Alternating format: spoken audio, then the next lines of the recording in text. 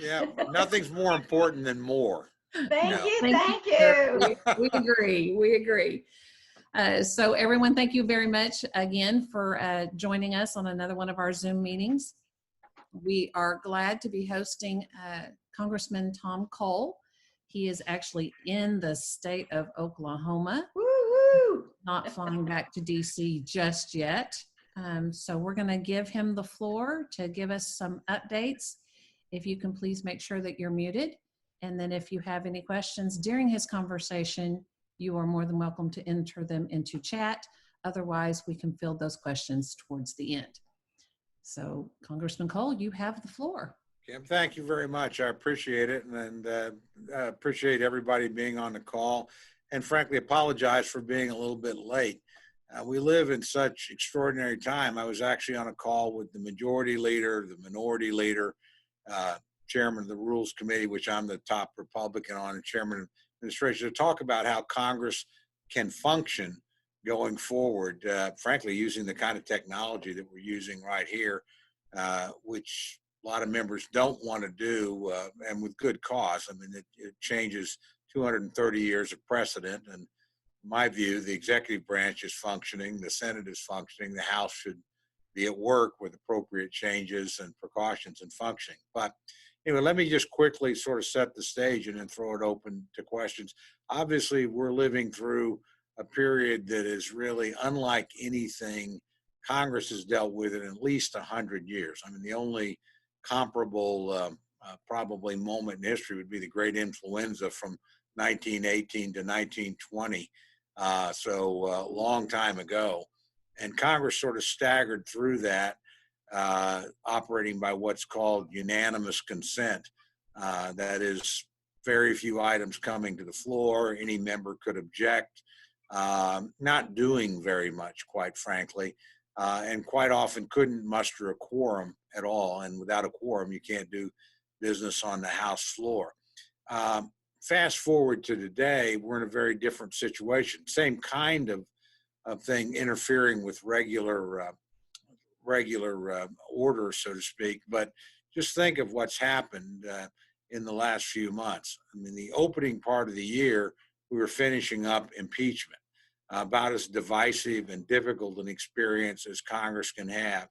And we're moving into an election year. And an election year, I think most members would have told you, look, maybe we'll get government funded, but election years usually don't get a lot done. The two parties, particularly a presidential year with the Senate and the House clearly in play, the presidency clearly in play, the tendency is for the two sides to go to their corners and, keep the government running, try to get a few things done, but mostly in an election, they're jockeying for position and find it hard to cooperate with one another.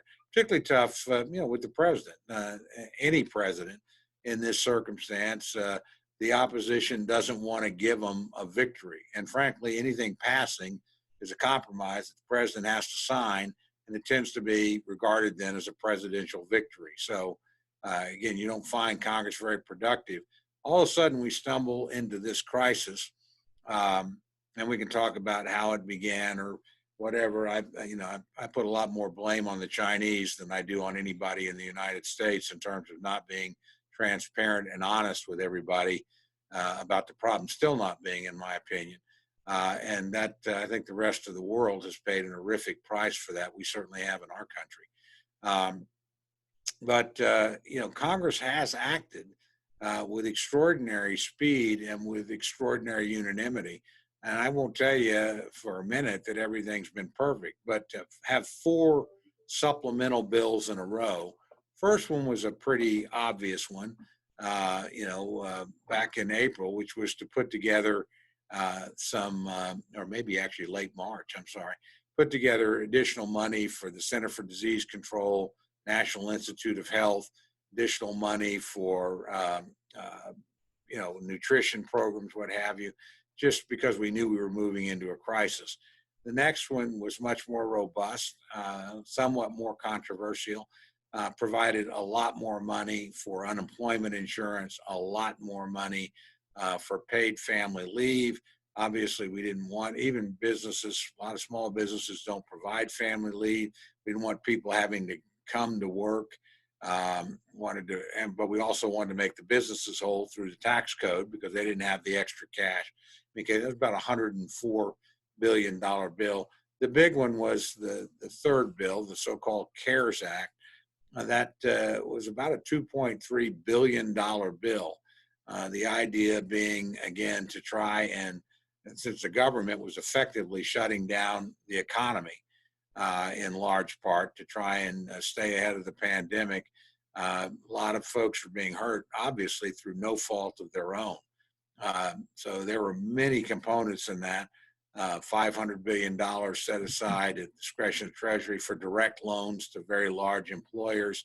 The most popular one was this so-called PPP program, Paycheck Protection Program, about $349 billion, which was basically to provide businesses with fewer than 500 employees loans to operate on, and frankly, to make those forgivable loans as long as about 75% of the money went toward payroll. The idea being to be as flexible and helpful as we could.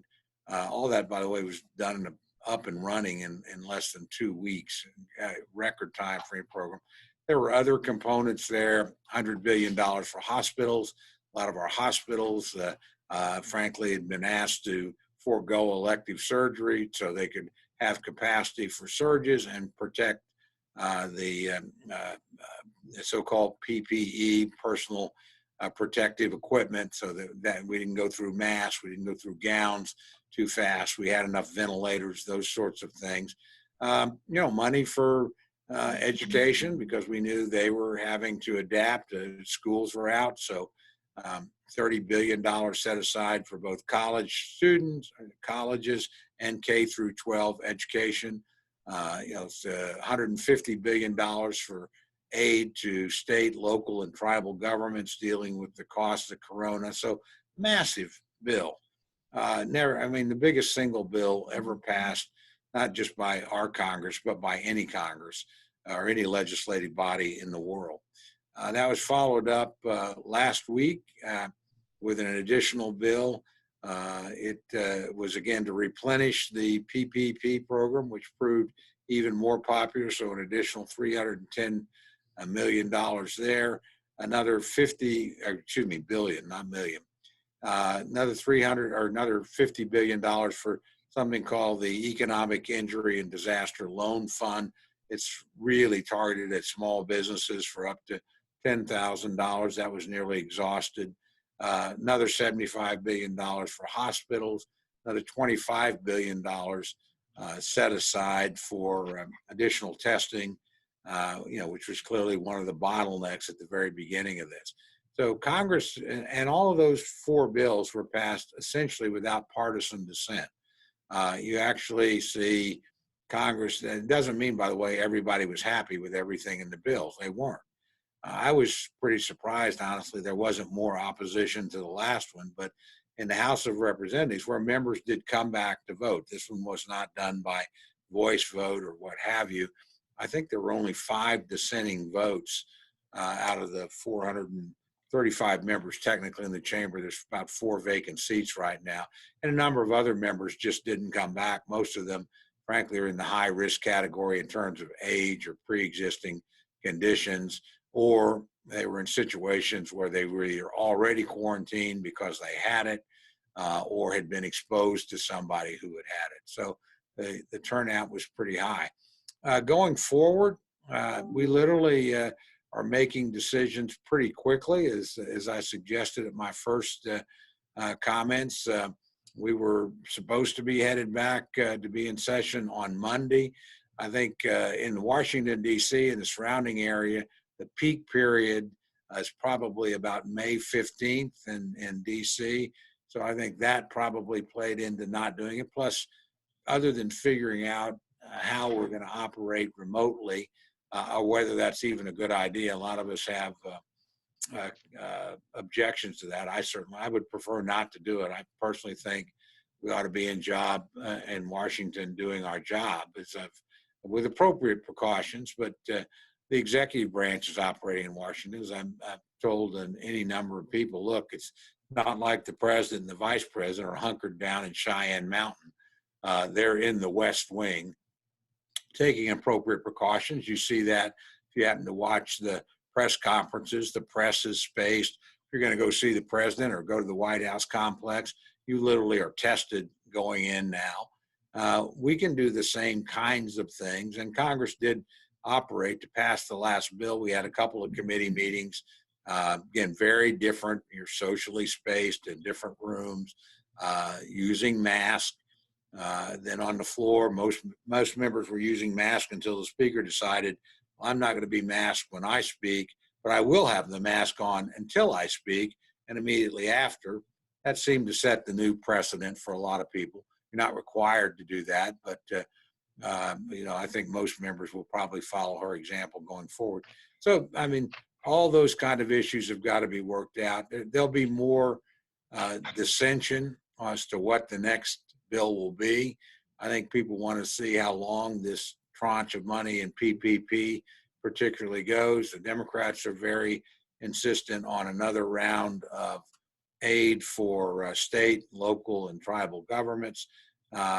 Probably there'll be some push for additional individual payments that are stimulus, but again, these things it's hard to continue to keep this kind of degree of bipartisanship up. It's been pretty amazing that has happened. And remember, again, in the third bill, in the CARES bill, Congress appropriated not just more money than it ever had in a single bill.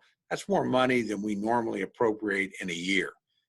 We normally will we spend a lot of money in Social Security, Medicare, Medicaid. Those are sort of automatic programs. But Congress appropriates about $1.3 to $4 trillion a year in 12 different bills, subject to hundreds of amendments, all of them moving through subcommittees, full committees. These things were put together, again, much more rapidly, much less transparently, in my view. And that's just because the need was to move fast. But again, that's more money in a single bill than we do in a year. So pretty staggering. With that, let me just shut it off there. I'd rather respond to your concerns and your questions and hear what you think we ought to be doing. If anyone has any questions, they are more than welcome to unmute themselves and ask Congressman. And we just ask that you pay attention to others that are speaking so that no one is talking over each other. Kim, I'm going to prompt you because you had your question yesterday. So. She's muted. Oh, no, she's not. There she is. Hi, thank you, Congressman. I guess one of my concerns is I have Nosh Restaurant in Moore on 19th Street. We actually got funded for our PPP, which was very much a blessing. But my question is, I'm concerned about trying to spend it all in 8 weeks. I've got a lot of employees that are nervous to come back right now, and I think this Friday we're able to open up here in the city of Moore, and we don't know if the business is actually going to be there yet. So I guess my concern is, or have they thought about maybe some of those things to where we could extend it past the 8 weeks? I mean, I have no problem spending it for what it was intended, but trying to cram it all in 8 weeks is it's a little concerning to me. Yeah, no, look, I hear exactly the same thing as I talk to other business people all around the district. And so I'm going to speculate here. Every other member is hearing exactly, the concern and question from their small business people that you just raised. And so my instinct, yes, we probably will consider this. Now, right now, they're just trying to force the money out the door as fast as they can, simply because they think we need that in the economy. But I'll give you another good example. Hotel owners are in exactly the same position you are. And again, frankly, we made, and this was a compromise between the parties, we made unemployment pretty attractive, and a lot of workers are going to stay on, until that extra $600 runs out. And so I even had one hotel owner said, well, why don't you give us the money and we'll give them the extra $600 to come back to work. It's actually a pretty interesting proposal. But, it's very difficult to fine tune these things right now because we're not meeting in formal committees. But I do think we'll look at that. I think Treasury will try to be as generous as they can be and as flexible as they can be in terms of people that they think are trying to do the right thing. And, their biggest worry has been about small businesses, about them disappearing and not coming back. And, we all obviously don't want to lose the Boeings of the world and the big corporations, but we don't think we will in the end. We do think we could lose an awful lot of small businesses. So, we will work with you on that. We will also raise these concerns. Again, other members, I'm hearing it from other members when I talk to them on conference calls and what have you. There's got to be some way where we give people the flexibility to use the money as long as they're using it broadly the way we intended it to be used. And that's to try and sustain and bring their workforce back as quickly as they can. Perfect. Thank you for addressing it. Great question. Tom, my question to you would be, I'm hoping that you're hearing that on the PPP, that the 501c6s are not any good on those, and those are all chambers. And I didn't know if y'all had any discussion on whether you were going to bring that in at all. We've had, well, frankly, I support that. I've signed a letter. We have a multi-member letter going around to try and do that.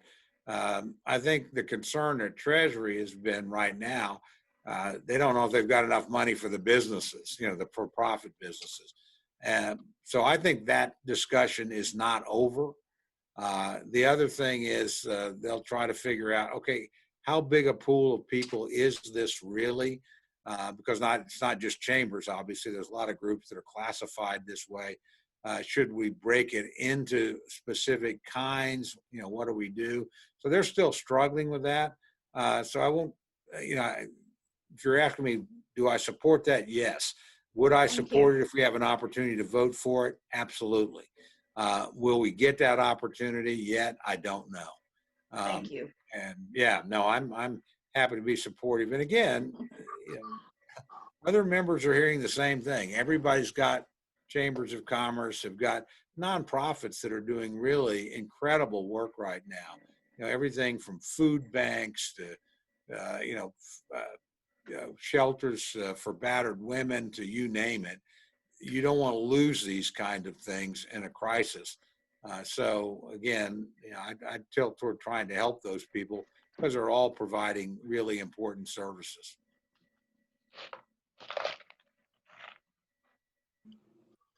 Representative, I'd only echo Kathy's remark and include in that the tourism offices, the destination marketing organizations.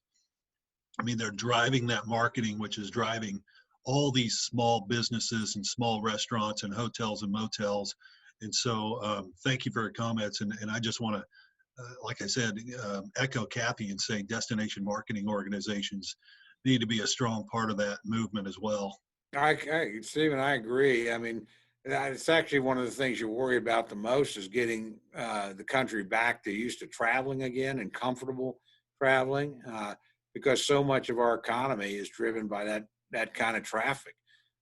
So you don't want to lose the very people that are enabling, encouraging, and attracting that when that's probably going to be one of the sectors that's the most challenged in terms of bringing it back online. And those kinds of organizations are absolutely critical to encouraging people to make the decision, hey, I can go back and, make this trip and have that vacation or engage in this business activity again.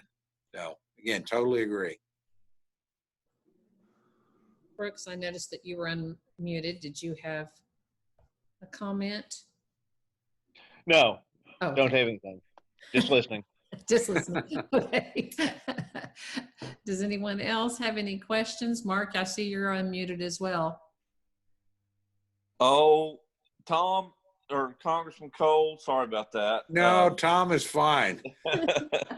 Believe me, you're better off in this business not to have the title congressman these days. So. I know. So I've It's been working even on. worse than state representative. I don't know. Right now, it's not too fun. So we've been working on the state budget, and literally, we have hundreds of millions of dollars floating around out here that the feds have put into the state, and some of it's just sitting in accounts. I mean, and in my opinion, all of this is actually COVID related, and I don't know. What's your thoughts on using it? I know we're not going to be able to use it probably for general revenue, but there are some places that we could use that. Give me your thoughts. Well, I owe you a response, by the way, on your email about that, because I meant to get Well, back. that's okay. I knew you were busy. No, that's it. Well, I have been, but that was a great question. Right now, the first tranche was pretty tightly limited, and Treasury wanted to limit that to make sure that it was focused primarily on, COVID-related response. My view is not a lot different than yours. I mean, this is all COVID-related in terms of what your revenue loss is going to be. And so, my inclination is to try and provide as much flexibility to local, to governors and state legislatures to make those decisions. Now, the big concern is we're going to have some people that had a pre-existing problem. Right. For example, Illinois and the pension fund is probably the most notable one. And the federal government's not very interested in coming in and paying for Illinois' pension problem that has nothing to do with COVID-19 and everything to do with them being irresponsible. So I think that'll be one of the negotiated items. But again, more flexibility within reason is better, but it needs to be, and there's going to be a big problem too. The first tranche of money is for state and local. Oklahoma City sort of got a carve out because they're over 500,000. And I think there's going to be a lot of pressure on governors all across the country, and that would include our own. Hey, what about our local police and fire department here in smaller communities all over the state? So now my guess is, and this will be a matter of some contention between the two parties, but my guess is there'll be another tranche of state and local and tribal relief of some sort. And that's the time to address some of these other conditions. Speaker Pelosi has made, she said, look, there's not going to be another bill if there's not a portion of the money set aside for this. She didn't tell us how much or what. And again, there's concerns it could be abused, but my guess is at the end of the day, particularly if we run out of PPP money, I mean, both parties have different elements of these programs they like more. And then there's certain elements they agree. They all agree on hospitals. That hadn't been a bone of contention. They all agree on testing.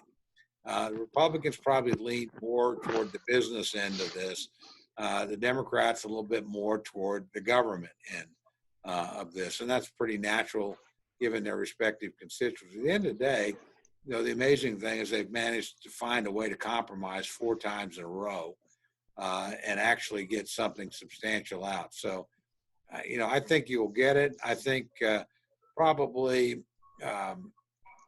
2 pieces of advice I would give. I mean, the president is communicating with all the governors. We have a Republican governor. 26 of the governors are Republicans. My guess is they probably see the world pretty much the same way as their Democratic counterparts do in terms of these losses. So uniform voice there coming back, probably pretty important to provide governors flexibility. The one thing I would add, though, some governors have talked about flexibility and being able to use the dollars for private entities. I think that'd be a real red flag in Congress. I think particularly Democrats think, okay, private entities got $500 billion in the big corporation fund, have now gotten collectively close to $660 billion for the PPP programs to try and help small businesses operate. Government's only gotten 150. we don't want, again, that money not supporting police officers, fire officers, teachers, frontline governmental employees. So I just say that as a flag, because I've heard that coming back from people, that some governors want that. I don't think that's going to be well regarded in Congress, particularly on the Democratic side, but honestly, probably not on either side. But so, again, I think you're going to get another tranche of money. Can't tell you how much. I think it's going to allow for more flexibility in terms of being able to use it to plug in the legitimate services that you've got. But I also think, that you have a lot of members that are thinking, now, why should I vote to do that? We're going to give this to state guys, and then they're going to attack us for jacking up the federal debt. And they'll be happy to spend it, but I don't expect a lot of thank you letters from governors and state legislators because we did it. But it'll happen, I think. Oh, thanks. Thanks for answering. Yeah, great question. Does anyone have any additional questions? You are free to unmute yourself to ask your question.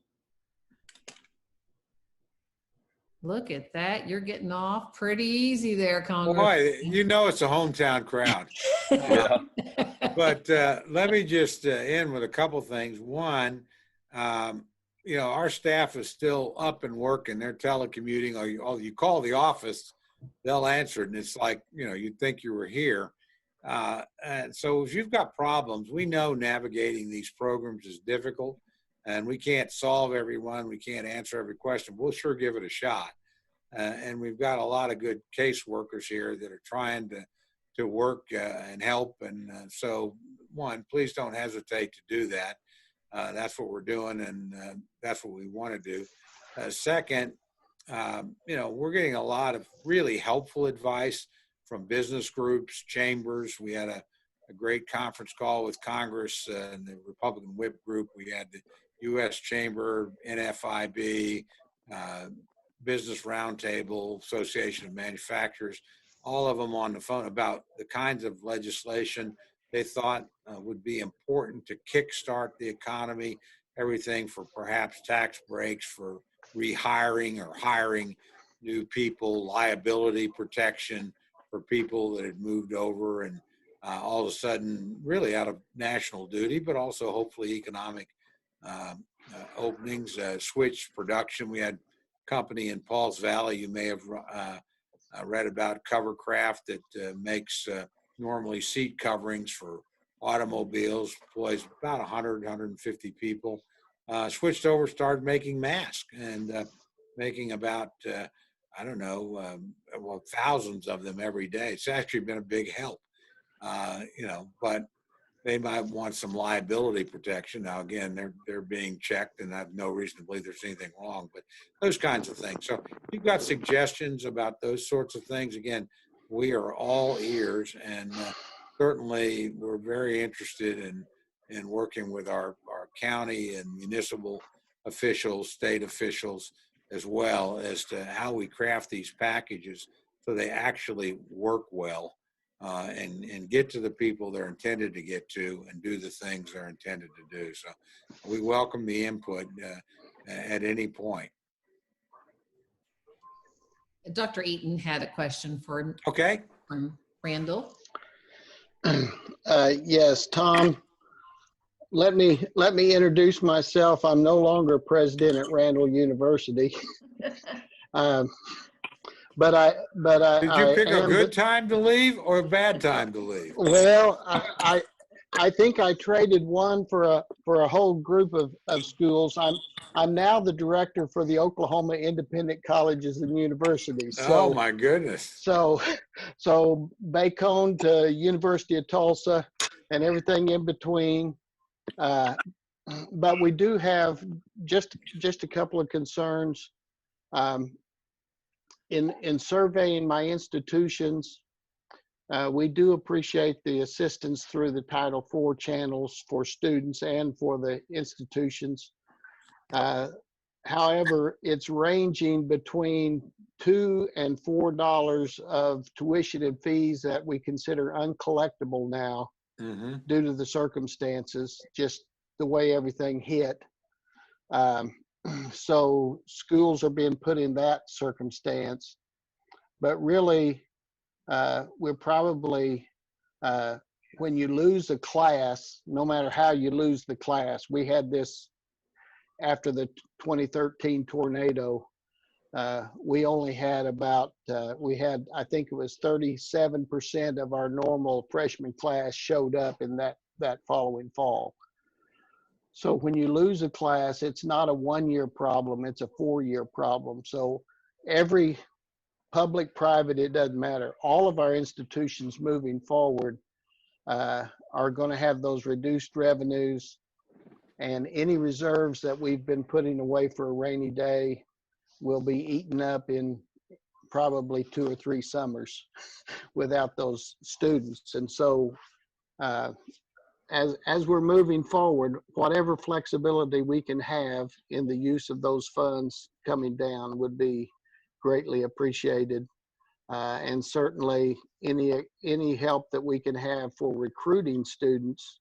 So far, we're not getting any help really to help those students who are current to really persist and persevere on to the next year. So a lot of students are taking a year out, or they're going to live in their parents' basement and go to the closest community college, which for the privates, that's not good news. So, Now, there are a whole range of challenges. You know, I actually used to be the chairman. Now I'm the top Republican on the committee that funds the federal component of higher ed, health, called the Labor, Health, and Human Services and Education Subcommittee of Appropriations. Big budget, $190 billion. And we were recently on the phone with the Secretary of Education, Betsy DeVos, and then with some of her senior people. It wasn't just me, it was also the chairman, a couple other members of the committee, both to get the money that had been appropriated out the door as fast as we can. They appear to have done a pretty good job of that. And then I've talked to a lot of members, both in public and private higher education, about the challenges we're going to face next year. And I think the initial view in the Department of Education was, oh, well, gosh, if we have an economic downturn, and we're certainly in one right now, that usually pushes enrollments up. But this is much more like the situation you talked about. A disaster situation is very, very different response. And actually, one of the officials that handles the federal loan portfolio interrupted that point and said, because I said, look, I'm talking to a lot of college presidents, and they're telling me they're really worried about their enrollment next year. That includes, I was talking to President Harris, here at OU. I say here because I'm in my Norman district office. He was worried about his decline. So we don't know yet, but the early numbers for student loans are suggesting, again, a drop off. So I'm not exactly sure what we will do. The chairman of that committee, who's a very strong supporter of education, Rosa DeLore, I made the point. I said, Chairman, this is something we need to look at in our committee, because this district has a lot of colleges and universities. We've got 5 different public universities in OU, of course, and then we've got a collection of private and religious affiliated institutions as well. So it's actually a big higher ed district. I think we have more higher ed, both public and private schools, than any other district in the state. So thinking about what we can do to be helpful is a big problem. So I would welcome this conversation, and if there are specific suggestions you've got, can't guarantee you we can do them. What I can guarantee is we can raise them. Just so you know, Chairman DeLauro represents an area in Connecticut, got Yale, but she's also got a ton of higher, both private and public schools in her area. So she's probably hearing the same things as kind of subjects you just raised to me. okay, thank you very much. Yeah, thank you. Okay, well, we have any additional questions? Okay, You didn't get completely off scot-free, but you got close. Oh, that's not bad. Hey, believe me, compared to a town hall meeting, Mark's been to some of those Yeah. town hall meetings. Yeah. Well, This is was nice. friendly. This is very friendly. Yeah. Well, you know what we think. You know what we think of you. I mean, we appreciate all Well, you that guys you have do. always been wonderful to me. Yeah. But town hall meetings are, I call them, it's political piñata with the congressman playing the starring role. Yeah. And that's how it should be. Frankly, I don't have any problem with that. People have every right to come and make a point, and they've got a concern or a complaint.